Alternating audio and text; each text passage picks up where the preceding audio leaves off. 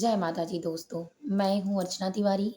स्वागत करती हूँ अपने चैनल ज्ञान की बात विथ अर्चना चिंतामणि में आप लोगों का। कैसे हैं आप लोग? ये बताने के लिए कमेंट बॉक्स में जय माता जी, हर हर महादेव ज़रूर लिखिए। चलिए आज की वीडियो में हम जानते हैं साल 2024 दिसंबर यानी लास्ट प्रदोष व्रत, शनि प्रदोष व्रत कब है? कब से कब हो रहा है, शुभ मुहूर्त क्या है, शनि प्रदोष व्रत रखने का महत्व क्या होता है, शनि प्रदोष व्रत क्यों रखा जाता है, इसका फल क्या होता है, पूजा किसकी की जाती है, पूजा विधि, शुभ मुहूर्त क्या है। तो हमारे साथ हमारे वीडियो में इन तक बने रहिए और सारी जानकारी एक छोटे से वीडियो के माध्यम से आप प्राप्त करिए, बिल्कुल सरल तरीके से। अच्छा सा ज्ञान और सरल सटीक दिक्कतों को उबारने वाला ज्ञान। तो सबसे पहले अगर आप मेरे चैनल पर नए हैं तो आने वाला हर नया नोटिफिकेशन आपको पहले प्राप्त हो, इसके लिए हमारे चैनल को सब्सक्राइब कर लीजिए। हमारी वीडियो का अगर आपको कुछ भी पसंद आता है, यानी हमारे ज्ञान दिया हुआ या हमारी बातें या हमसे रिलेटेड जो वीडियो हैं वो सभी आपके परिवार के लिए संतोषजनक हैं, तो कृपया करके हमारे चैनल को सब्सक्राइब करके लाइक ज़रूर कर लें, क्योंकि आपके एक लाइक करने से, सब्सक्राइब करने से हमको हिम्मत बहुत मिलती है। तो चलिए सबसे पहले बिना देर किए जानते हैं शनि प्रदोष व्रत का महत्व क्या होता है। शनि प्रदोष व्रत, जैसे आपने सुना होगा कि भगवान भोलेनाथ की पूजा के साथ प्रदोष व्रत भगवान भोलेनाथ के लिए किया जाता है और शनि प्रदोष व्रत में भगवान भोलेनाथ के साथ भगवान शनि देव की पूजा की जाती है। जिस तरह से उदार प्रवृत्ति के सनातन धर्म हिंदू संस्कृति में भगवान भोलेनाथ की पूजा अहम पूजा मानी जाती है, उसी तरह से ग्रहों में नवग्रह में शनि देव की पूजा भी बेहद इम्पॉर्टेंट मानी जाती है। कहा जाता है शनि जिसके पे खुश हो जाते हैं उसको रंक से राजा बना देते हैं, लेकिन जिस पर कुपित हो जाते हैं उनको राजा से रंक बनाने में देर नहीं लगती है। तो इसलिए हमारे वीडियो में साथ जुड़े रहिए और सारे ज्ञान को स्पष्ट रूप से समझिए कि कितने सरल विधि के द्वारा आप कितने नियम करके अपना अपना अपने परिवार का भला यूं ही कर सकते हैं, बिना किसी पैसे के, बिना किसी मेहनत के, बस एक छोटी सी प्रक्रिया धर्म अपनाकर।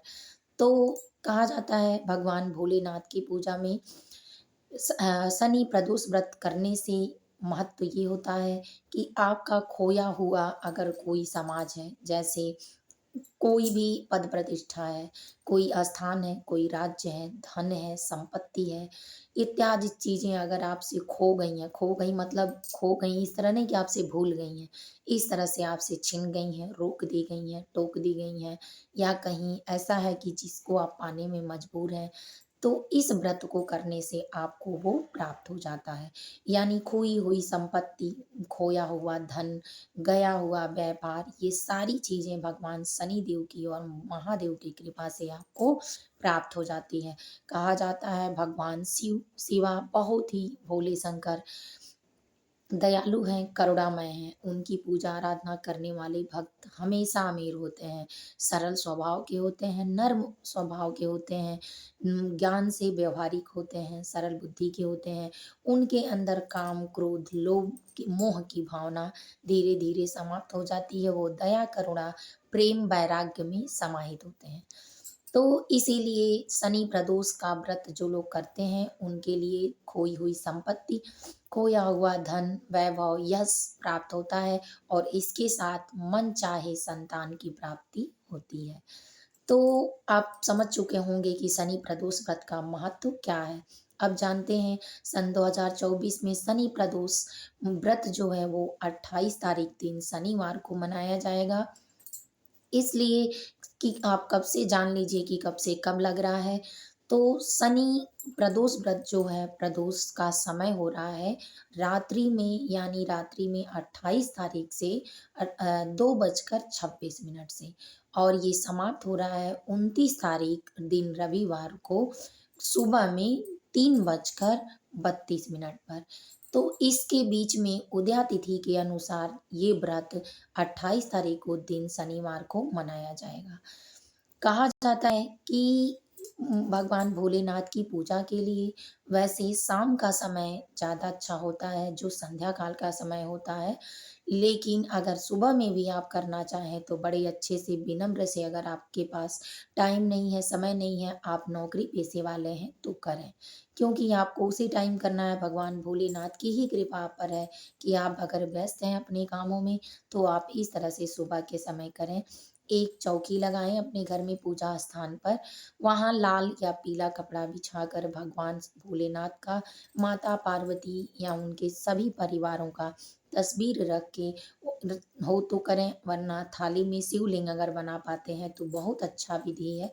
बनाएँ, बनाकर उनका दूध, दही, शहद, शक्कर, घी से जलारुद्र मतलब जलाभिषेक करें, उनको स्नान कराएँ, फिर धूप, बत्ती ये सब दिया जलाकर उनका पूजन पाठ करें, चंदन और सारी चीज़ें सामग्री यूज़ करके पूजा में जितनी सामग्री यूज़ होती हैं, सारी चीज़ें उनको चढ़ाकर पूजा करें, भोग लगाएँ, आरती करें, सबसे पहले आरती करें, फिर भोग लगाएँ। भजन कीर्तन का अगर कोई करना चाहते हैं तो भी करें। करने के बाद आप महादेव की आरती उतारकर फिर उनकी पूजा अर्चना करके हवन करें।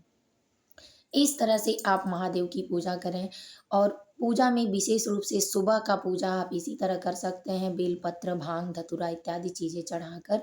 लेकिन शाम के समय अगर आप करना चाहते हैं महादेव का पूजा, तो शाम के समय संध्या काल में शुभ मुहूर्त में करें। इस बार का शुभ मुहूर्त है शाम 5:21 से और शाम 8:06 तक, इसके बीच में आप करें।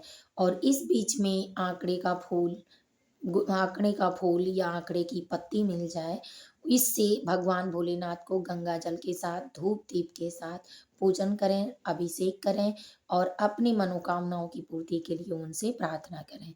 इस तरह से अगर आप चाहें तो माता पार्वती और भोलेनाथ को कोई वस्त्र भी ओढ़ाएँ, ठंडी का महीना है, तो इस तरह करके ठंडी के मौसम के हिसाब से गाजर का हलवा या इत्यादि चीज़ों का, गर्म चीज़ों का भोग लगाएँ। शुद्ध शाकाहारी हो, साफ-सुथरे तरीके से हो और शाम को अगर आप ना स्नान कर पाएँ, अगर ठंडी लग रही हो या इस समय ठंडी का मौसम चल रहा है, नहीं हो पा रहा, अगर हो जाए तो और अच्छा है। नहीं होता है तो आप हाथ-पैर धुलकर 5 बार गरुड़ पुराण के अनुसार कुल्ला करें, कुल्ला मुँह में पानी लेकर। उसके बाद आप पूजा करने जाएँ तो मंत्र बोल लें, ओम पवित्र पवित्र वा सर्वास्त्रांगतोऽपि चंडमुंड पुंडरीकाक्षं सुशिवा ओम पवित्राय नमः। 3 बार अपने हाथों में जल लेकर पूजा से करने से पहले आचमनी कर लें। बाएँ हाथ से दाहिने हाथ में लेकर ओम माधवाय नमः, ओम केशवाय नमः, ओम विष्णुवाय नमः। इस तरह बोल के जल को अपने अंदर मतलब पी लें और पीने के बाद फिर 2 बार ओम हस्तं प्रक्षालम समर्पयामि कह के अपने हाथों को यानी बाएँ हाथों को से लेकर दाहिने हाथों को बाएँ साइड करके धो लें। जैसे ऐसे करके धो लें। तो धो लें। फिर इसके बाद आप पवित्र हो जाएँगे। अपने जहाँ आप पूजा कर रहे हों, वहाँ कुछ गंगा जल छिड़क दें, जिससे आपका आभा मंडल पवित्र हो जाए। उसके बाद आप बिना किसी टेंशन के अच्छे से पूजा-पाठ करें। शाम को विधि-विधान से करें। सुबह के समय आरती, पूजा, पंचोपचार विधि के द्वारा धूप-दीप जलाकर, दीपक जलाकर भोग लगाएँ। इस तरह से भगवान शनि की पूजा भी शाम के समय ही करें। दीप जलाकर गुड़, तिल, काला तिल यानी उड़द चढ़ाकर भगवान शनि की पूजा करें।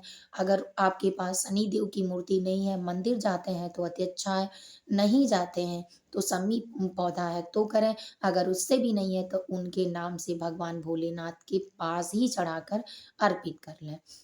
इस तरह से उनके शिवलिंग पर ना चढ़ाएँ, उनके पास ही रखकर उनके नाम से चढ़ा दें, भगवान प्रसन्न हो जाएँगे। इस तरह से नवग्रह पूजा में शनि देव की पूजा करना और भोलेनाथ की पूजा करना शनि प्रदोष व्रत के लिए उत्तम माना जाता है और अच्छे फलदायी होते हैं। तो उम्मीद है कि आप ये सारी बातें समझे होंगे। अगर अच्छा लगा हो तो वीडियो को लाइक कर लें, चैनल को सब्सक्राइब कर लें। फिर मिलेंगे एक नए वीडियो में नए ज्ञान के साथ, तब तक वीडियो यहीं करते हैं। जय महादेव, हर हर महादेव कमेंट बॉक्स में ज़रूर लिखें।